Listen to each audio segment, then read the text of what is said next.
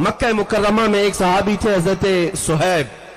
हजरत सुहैब ये जवान थे, इनकी उम्र 25 से 27 साल की, और इनकी जवानी का हाल ये था कि निहायत ही उम्दा और महंगी खुशबू इस्तेमाल करते।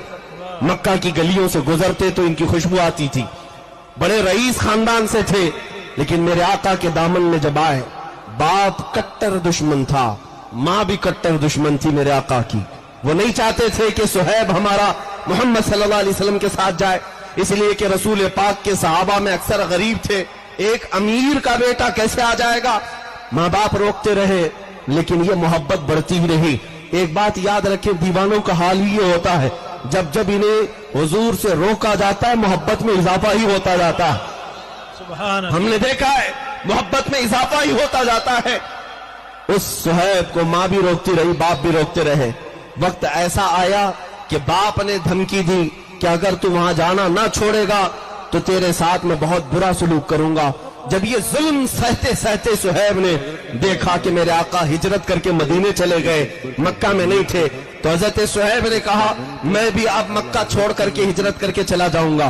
बाप ने कहा अगर तूने ऐसी हरकत की तो सारी जायदाद तेरे से मैं आग कर दूंगा, तुझे एक फूटी कोड़ी भी नहीं दी जाएगी। हजरत सुहैब ने कहा जो लिखवाना है मुझसे लिखवा लो, जायदाद तुम्हें मुबारक, माल और दौलत तुम्हें मुबारक, मैं मदीने का मुसाफिर मदीने चल के रहूंगा। बाप ने कहा सारी चीजें कर ली गई, जायदाद खत्म, कुछ देने को तैयार नहीं। सुहैब तन्हा सिर्फ बदन पर जो कपड़े पहने थे निकल पड़े मदीने के रास्ते पर। अभी थोड़ी ही दूर गए थे, पीछे से माँ पुकारती है, कहती है सुहैब तुझे पता है तेरे जिस्म पर जो कपड़े हैं वो हमारी कमाई के हैं, हमारे पैसों के हैं, हमारे पैसों के कपड़े पहन करके तू मोहम्मद के पास जाएगा। हजरत सुहैब वापस घर आए, उन कपड़ों को भी उतार दिया और टाट के कपड़े, गोनी का लिबास अपने जिस्म पर डाल दिया और कांटों से बटन बना करके उन्हीं टाट के कपड़ों में वो मक्का से हिजरत करके निकल पड़े। उन्हें कोई चीज रोकने वाली नहीं थी। सुहैब जब अपने घर से हिजरत करके निकले, इतने पर भी बस नहीं हुआ, उनके जालिम बाप ने पैसे दे करके मक्का के बड़े बड़े गुंडों को बुलाया और कहा कि मेरा बेटा मदीने के रास्ते पर है, जहां मिलेगा खूब मारो, इतना मारो कि जख्मी होकर वापस वो हमारे घर आ जाए। पैसा लेकर के गुंडे आए, बीच रास्ते में सुहैब तन्हा थे, तन्हा उस आशिक रसूल को गुंडों ने घेर लिया। कभी कोई इधर से नोचता है, कभी इधर से नोचता है, मुक्के मारे जा रहे हैं। वो तन्हा मेरे आका का गुलाम मुकाबला तो करता रहा, लेकिन इतने मार खाया कि नाक पूरी फट गई और खून जारी हुआ, जख्मों से पूरा चेहरा सूज गया, घुटने टूट गए, जगह जगह जख्म हुए, थक हार करके जमीन पर लेट गए। उन गुंडों ने कहा चल वापस मक्का चले जा, इसी में तेरी आफियत है। सुहैब ने कहा अब तो एक बार मैं छोड़ चुका, मौत आएगी तो मेरे मुस्तफा की तलाश में आएगी, इस रास्ते में ही आनी है तो आ जाए। वो भी थक हार करके चले गए। ऐ मेरे अजीजों, ऐ दीवानगाने इश्क मोहम्मद, दुनिया आज भी तुम्हारे साथ ये हशर करने को तैयार है। इन जालिमों को बता देना, मॉब लिंचिंग तुम करके किसी आशिक के इश्क को कभी नहीं छीन सकोगे। जितने तुम मारोगे इंशाअल्लाह उतनी ही हमारे इश्क रसूल में इजाफा होगा। सुहैब को मार करके, तोड़ करके, जख्मी करके देख लिया, वापस वो मायूस होकर चले आए। जानते हो पूरा दिन जख्मों की हालत में चूर चूर वो वहीं पड़े रहे। दूसरे दिन कुछ होश आया तो पैदल सफर करके मदीने आ रहे। 9 दिन का सफर, 425 किलोमीटर का सफर है मक्का से मदीना। ये पैदल चले आ रहे थे मेरे आका के इश्तियाक में, मेरे आका की मोहब्बत में।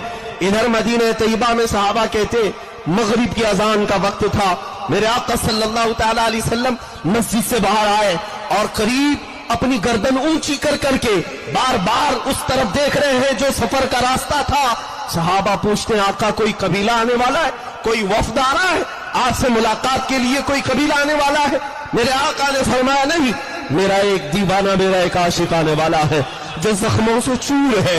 लोगों ने उसका रास्ता रोका मगर उसे कोई ना रोक सका।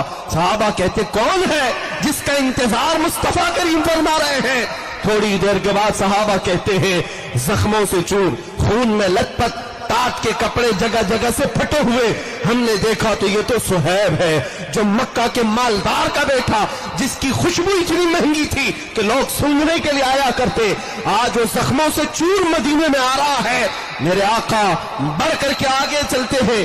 جیسے ہی صہیب قریب آئے، آقا نے سینے سے سینہ لگا لیا، معانقہ کیا اور اپنے بدن پر جو چادر تھی وہ نکال کر کے صہیب رومی کو پہنایا اور کہا اللہ تیرا بھلا کرے. حضرت صہیب کے جملے سنو. اے میرے عزیزوں، یہی میرے بیان کرنے کا مقصد ہے.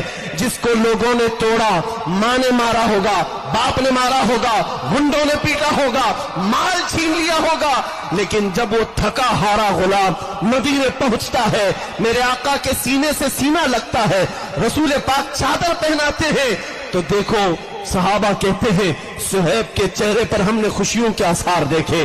ایسا لگتا تھا کوئی زخم بھی نہیں، کوئی درد بھی نہیں. اس کے بعد اپنے دونوں ہاتھ پھیلا کر کہتا ہے، صہیب کہتا ہے میرے دوستو اب تو مجھے کسی غم کا احساس بھی نہیں. دنیا چھوٹتی ہے چھوٹے، مصطفیٰ کی چادر میرے پاس ہے. زندگی بھر مدینہ طیبہ میں اسی چادر پر بسر کرتے رہے. اور جب موت کا وقت قریب آیا، وصیت کر کے جاتے ہیں لوگوں میری یہ چادر مجھ سے جدا نہ کرنا، جب مجھے کفن دینا تو اسی چادر میں کفن دینا. اس لیے کہ دنیا میں اگر سب سے زیادہ محبت کرنے والی کوئی ذات ہے تو وہ ماں ہوتی ہے، باپ ہوتا ہے. لیکن میرے ساتھ تو معاملہ یہ ہے، مجھ سے محبت کرنے والی ماں نے بھی چھوڑ دیا، باپ نے بھی چھوڑ دیا. میری عزیز ماں نے میرے کپڑے اتروائے. جب کسی کی ماں چھوڑ دے، باپ چھوڑ دے، اس وقت مدینے کا آقا تنہا نہیں چھوڑتا.